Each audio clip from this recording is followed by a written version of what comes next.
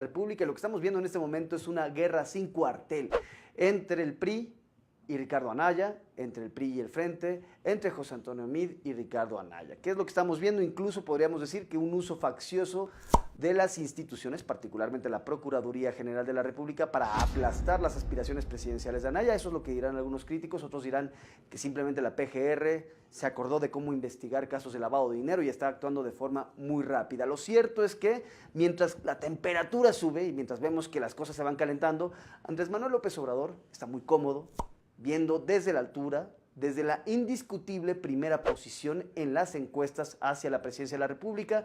Todo apuntaría, todo nos haría ver que Andrés Manuel López Obrador va muy tranquilo, cabalgando en una llanura verde, sin obstáculos, hacia Los Pinos o hacia Palacio Nacional, como él ha dicho, es en donde quiere vivir. Y eso nos lleva a que ya es momento de empezar a analizar escenarios, porque la realidad es que si las cosas siguen como van, Andrés Manuel López Obrador se va a convertir en uno de los políticos o de uno de los presidentes más poderosos que haya visto México en muchísimo tiempo.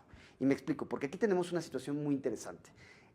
Hoy Andrés Manuel López Obrador goza de un partido que es relativamente nuevo, que tiene algunos años, pero después de las elecciones del 1 de julio probablemente Morena se va a convertir, quizás, en la primera fuerza política del país.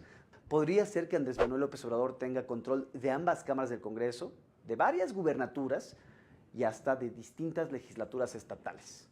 Un escenario que algunos dirían era impensable hasta hace unos años, pero la realidad es que López Obrador está enfilado, va en esta ruta hacia convertir a Morena en una fuerza poderosísima. Primero, si vamos a entender por qué López Obrador tiene al alcance casi este poder absoluto, vamos a decirlo, tenemos que partir de un punto. El Frente, esta extraña amalgama entre el PAN, PRD y Movimiento Ciudadano, solo tiene una razón de ser. No tiene una razón ideológica de existir. La única razón de su existencia es ganar la presidencia de la República. Si Ricardo Anaya no la gana, si se descarrila su candidatura, si el PRI logra lo que está buscando, que es básicamente aniquilar al candidato del Frente, pues básicamente tendremos una elección en la que el Frente quizás logre aglutinar una buena bancada de cara al próximo sexenio, y al final esa bancada, pues todo apuntaría a que se va a terminar fracturando. Vamos a ver el PAN por un lado, al PRD por otro, Movimiento Ciudadano por otro. ¿Y qué va a pasar con el PRD y Movimiento Ciudadano? Muy probablemente van a ser engullidos o van a caer en la órbita de Morena, de este partido poderosísimo que va a estar ya conformado, ya hacia adelante en el próximo sexenio. Pues obviamente los perredistas y los del Movimiento Ciudadano, los militantes de MC, van a terminar acercándose a ese polo, dándole una mayoría, dándole un muy buen número de legisladores a Andrés Manuel López Obrador. Y me explico, porque ahí tenemos que hacer la matemática.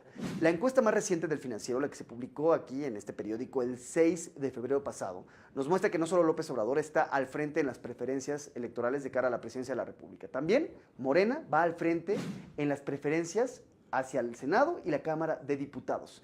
Tiene un 30% de las preferencias frente a un 28, 27% del PRI y también del Frente. Es decir, va por arriba de los dos partidos. Si las cosas fueran el día de hoy, si la elección se llevara a cabo esta semana, López Obrador tendría una mayoría en el Senado y en la Cámara de Diputados. Y no solo eso.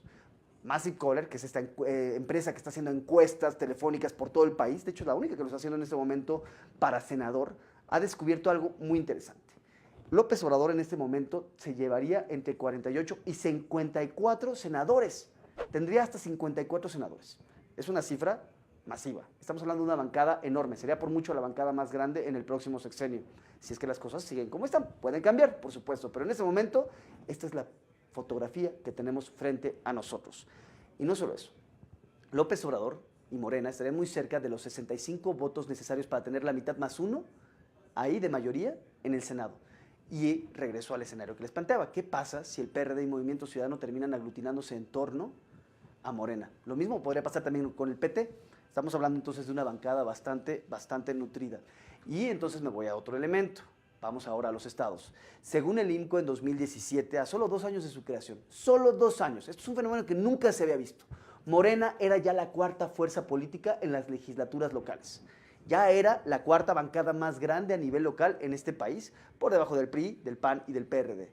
Si el PRD termina desfondándose o termina fracturándose del Frente, como todo apuntaría podría pasar si no hay una victoria a la presidencia de la República, si llega López Obrador, ¿qué va a pasar con esos diputados locales perredistas o qué va a pasar con esas bancadas perredistas locales?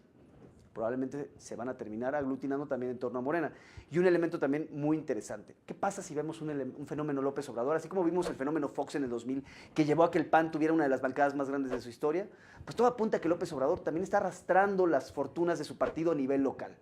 Si tenemos este fenómeno López Obrador, que todo nos parece indicar, ahí está arrastrando al partido, ven, Morena se estaría haciendo de una mayoría, particularmente en los estados en donde sus candidatos también tienen muy buena posibilidad de ganar las gubernaturas. Me refiero Ciudad de México, Morelos, Chiapas, Tabasco, y en una de esas hasta Veracruz. Y hay otros estados también en donde tiene muy buenas posibilidades de tener el control de las bancadas, Oaxaca, Zacatecas, el Estado de México, Guerrero y hasta Puebla.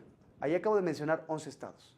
No está tan lejos de los 15 que necesita para tener el control de las legislaturas locales. Así que las cosas en este momento se van alineando, las fichas van cayendo en su lugar para que López Obrador llegue a convertirse en uno de los presidentes más poderosos de la República. Mientras tanto, Ricardo Anaya y José Antonio Meade siguen peleándose. López Obrador, muy contento, está viendo, enfilándose con un objetivo muy claro. Ya no es nada más ganar la presidencia de la República. Si las cosas se alinean como van, López Obrador será un político casi absoluto.